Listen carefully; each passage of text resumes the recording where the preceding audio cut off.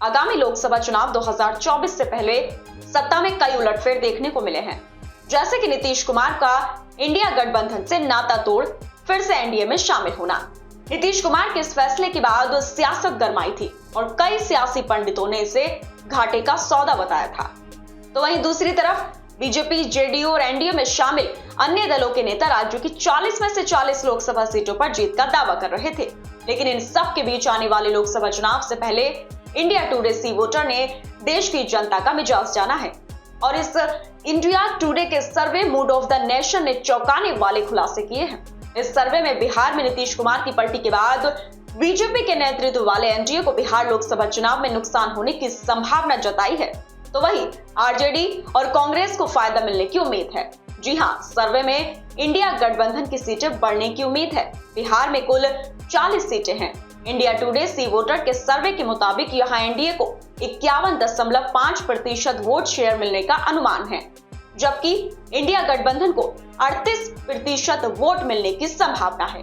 NDA के 32 सीटें जीतने का अनुमान है, जबकि इंडिया ब्लॉक 8 सीटें हासिल कर सकता है। बिहार में इस बार इंडिया ब्लॉक ने सीटों के मामले में भी बढ़त बनाई है। विपक्ष को 2019 में एक सीट मिली थी, यह सीट कांग्रेस ने जीती थी, लेकिन इस बार इंडिया ब्लॉक 8 सीटें जीतने जा रहा है, यानी इंडिया ब्लॉक को सीधे 7 सीटों का फायदा मिलता देखा जा रहा है। बता दें कि सर्वे के मुताबिक बीजेपी अलायंस को 51.5%, कांग्रेस अलायंस को 38% और अन्य को 10.5% वोट शेयर मिल सकता है।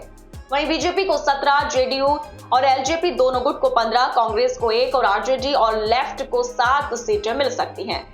यानी एनडीए को 32 सीटें, इंडिया ब्लॉक को 8 सीटें मिल सकती हैं। वहीं बिहार में 2019 में एनडीए की बात की जाए तो उसने 39 सीटें जीती थी और 35.4% वोट हासिल किए थे।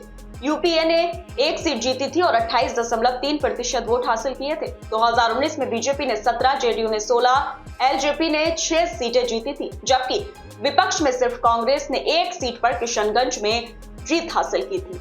अब सवाल है कि अचानक सर्वे में ये गिरावट क्यों? आखिर क्यों सर्वे में बिहार में एनडीए अलायंस को 7 सीटों का नुकसान होता दिख रहा है? तो इस सब के बारे में राजनीतिक पंडितों का मानना है कि इस सब के जिम्मेदार खुद नीतीश कुमार हैं।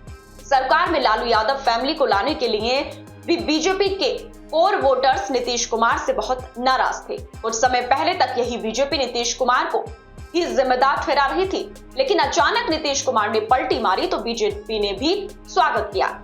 दरअसल अचानक नीतीश कुमार की पलटी मारने को लोग बीजेपी का पलटी मारना समझ रहे हैं। यही वजह है कि एनडीए को 2024 के लोकसभा चुनावों में 51.5% वोट शेयर मिलने का अनुमान है, यानी कि इंडिया टुडे सर्वे के मुताबिक करीब 3% वोट 2019 के मुकाबले एनडीए का घटता दिखाई दे रहा है, जबकि इंडिया गठबंधन को 38% वोट मिलने की संभावना है, यानी कि इंडिया गठबंधन का वोट प्रतिशत करीब 7% बढ़ रहा है। फिलहाल इस खबर में इतना ही। बाकी अपडेट्स के लिए बने रहिए न्यूज टाइम के साथ और अगर आपको हमारी ये खबर अच्छी लगी हो तो चैनल को लाइक करें, साथ ही दोस्तों के साथ शेयर करें और सब्सक्राइब करना बिल्कुल ना भूलें। नमस्कार।